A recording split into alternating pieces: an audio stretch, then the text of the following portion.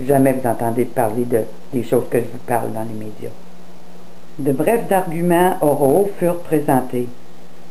L'U.S. Attorney expliqua que je n'étais pas la personne appropriée pour soumettre cette poursuite, car bien que le libre exercice de mes droits constitutionnels fût menacé par ce présumé programme de camp de concentration, cela ne constituait pas en soi une atteinte à ma personne. Le magistrat fut impressionné par toute l'information que j'avais amassée et déclara qu'il la soumettrait à l'attention du juge fédéral. L'U.S. Attorney tenta de faire arrêter mon enquête sur cette affaire, mais le magistrat ne pouvait pas aller aussi loin avec une décision préarrangée. Voici un autre fait indiquant le genre de combat avec lequel j'étais aux prises.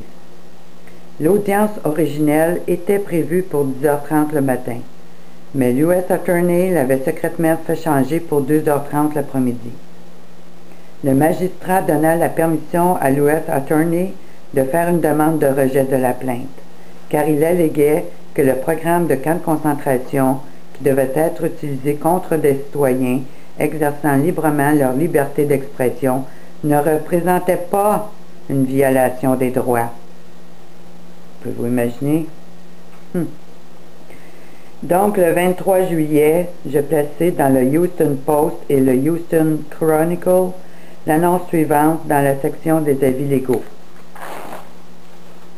Demande pour des témoins dans la poursuite au civil numéro 78-H-667, District fédéral de la Cour de Houston, le peuple ex R.E.L. William Past, P.A.B.S.T. vis-à-vis Gerald Ford et Al. La poursuite intitulée Plainte contre le programme de camp de concentration du département de la Défense. Attention, si vous avez participé à l'opération Garden Plot, opération Cable Splicer, le 300e Military Police Prisoner of War Command ou le groupe des affaires civiles de la réserve militaire, vous pourriez être impliqué dans un programme qui doit être dénoncé pour la poursuite en question. Pour donner votre témoignage, veuillez contacter, entre parenthèses, et ici je plaçais mon adresse et mon numéro de téléphone. Alors, voyez-vous, il y a des gens là qui se battent pour les citoyens depuis des années. Comme je l'ai mentionné précédemment, il y avait un silence total des médias à Houston sur toute cette histoire. Les deux journaux auprès desquels j'avais placé mon annonce refusèrent de la publier. Premièrement, au Houston Post, j'ai dû les menacer de les poursuivre pour qu'ils publient l'annonce, bien que je payais pour la publication de celle-ci. Puis, au Chronicle, j'ai dû rencontrer le président et plusieurs vice-présidents parce que j'avais reçu un refus de publier l'annonce de la part de leurs avocats. Les deux journaux finirent par passer l'annonce, mais seulement après 2 jours de plaintes et de menaces. La réponse initiale des deux journaux était « On ne publie pas des histoires comme celle-là. Et ne pensez-vous pas que les gens qui planifient un tel programme de camp de concentration n'aient à leur esprit que la meilleure protection de nos intérêts? » Comme vous le verrez par vous-même, les politiques ne reflètent absolument rien nos meilleurs intérêts. Ce qui arriva par la suite, c'est que l'U.S. Attorney fit une demande de déclaration d'autorité, exposant les raisons qu'il pouvait trouver pour que je ne sois pas autorisé à prendre des dépositions pour avoir plus d'informations sur la personne qui avait écrit les programmes d'entraînement des camps de concentration. Pourtant, son exposé était truffé de citations inexactes de la loi pour plusieurs cas. Il faisait mention d'un cas, puis inventait de pures pièces ce que le cas devait porter à dire. Dans mon exposé à la Cour, à ce stade, j'ai informé le juge des infractions à la loi, exigeant de l'honnêteté dans de tels cas. Mais l'information fut ignorée par le juge qui apparemment endossa cet acte des plus malhonnêtes, connu sous le nom de citation hors contexte. 8. La Convention de Genève. Mon exposé fut présenté le 27 août. Le 31, les arguments finaux étaient prêts. La nouvelle cour du magistrat était encore presque remplie, et pourtant, encore une fois, aucun membre des médias ne se présenta.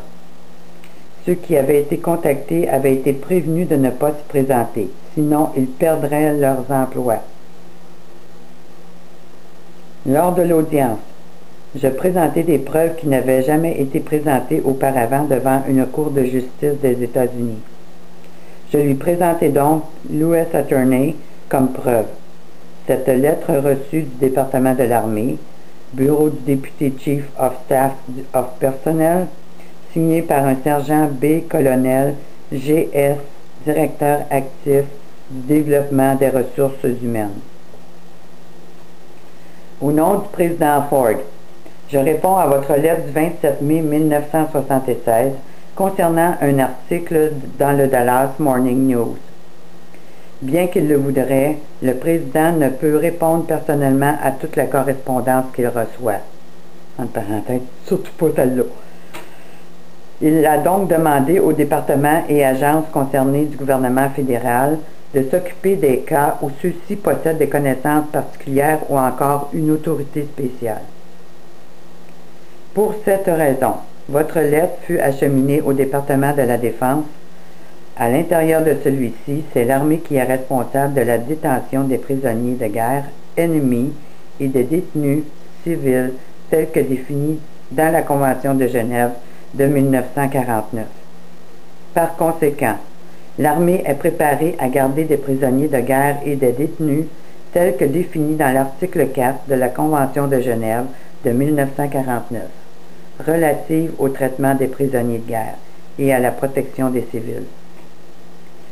C'est dans la politique même des États-Unis que ces forces armées adhèrent aux recommandations du droit international afin de montrer l'exemple à suivre aux autres pays du monde pour que ceux-ci respectent les droits et la dignité de ceux qui deviennent les victimes de conflits internationaux. Il faut noter que le programme de l'armée est orienté vers le respect de ses engagements dans des situations de conflit entre les États-Unis et un ou plusieurs autres pays. L'armée n'a aucun plan, ni ne maintient aucun camp de détention en vue d'emprisonner des citoyens américains pendant des situations de crise intérieure. Ce qui est complètement faux, mes amis. On a tellement de preuves du contraire.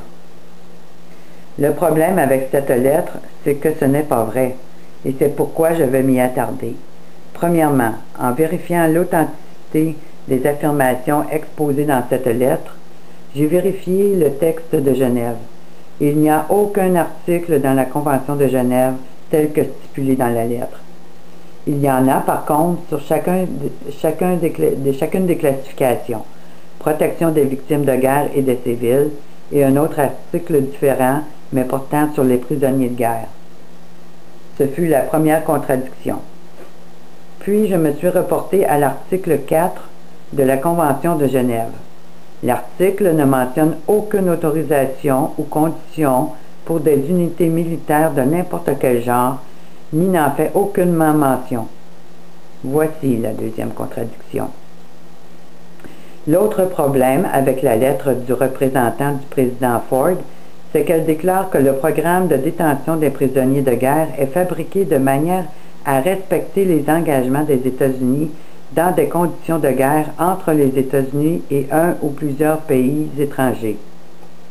Cependant, l'article 3 de la Convention de Genève stipule que le traité s'applique, et je cite, « En cas de conflit armé à caractère non international et prenant place à l'intérieur du territoire d'une des parties signataires, il est évident qu'un conflit armé à l'intérieur de son propre territoire ne signifie pas entre une ou plusieurs des parties signataires du traité, spécialement si un seul pays y est impliqué.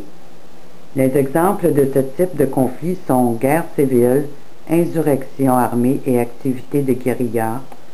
En d'autres mots, il parle de conflits domestiques.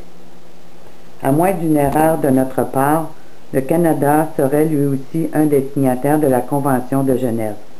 Quoi qu'il en soit, Encore plus troublants sont les faits suivants rapportés récemment. Les États-Unis ont développé des équipements de communication capables de rendre la vue aux aveugles, l'ouïe aux sourds et faire marcher les handicapés. Cette technologie peut débarrasser les malades en phase terminale de toute douleur sans l'usage d'aucune drogue. Certains de ces équipements sont maintenant opérationnels dans les rangs de la CIA et du FBI. Sur le territoire des États-Unis, ces nouveaux appareils de communication sont utilisés pour torturer et assassiner des personnes qui correspondent au profil imaginé pour nettoyer une population entière de terroristes, pour torturer et assassiner des citoyens qui appartiennent à des organisations qui promeuvent la paix et le développement en Amérique centrale. 3 petits points.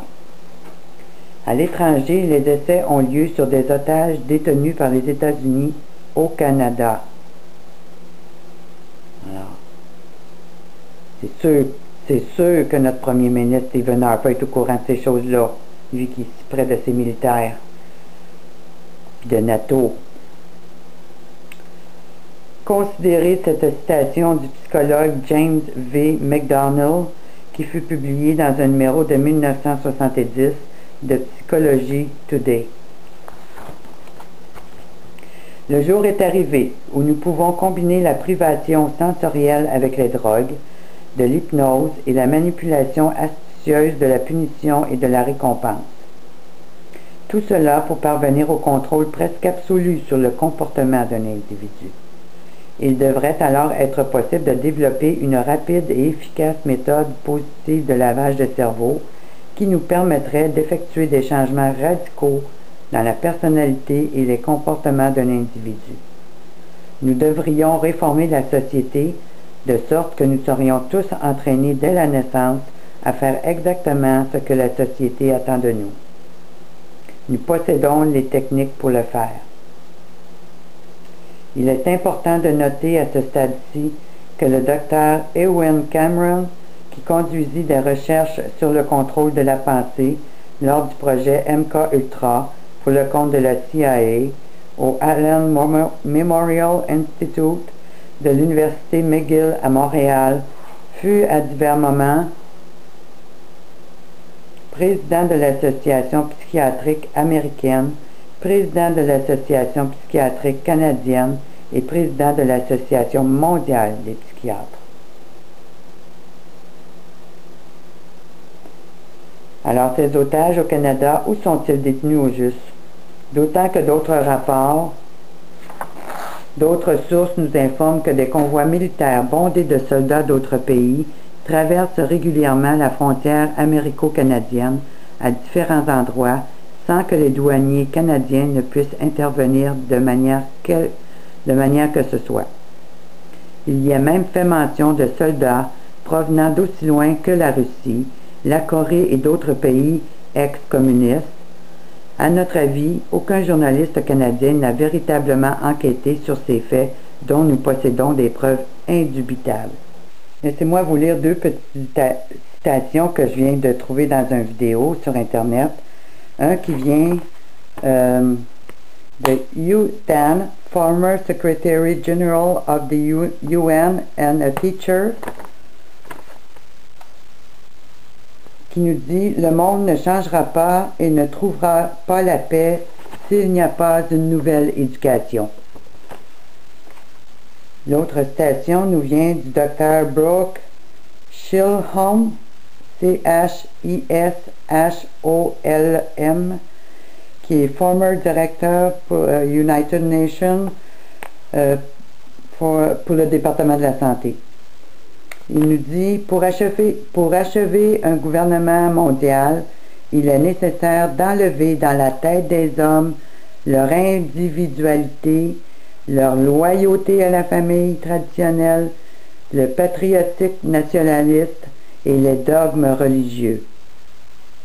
Est-ce que ça confirme pas ce que je viens de vous lire à date? Ces gens travaillent pour les Nations Unies, là.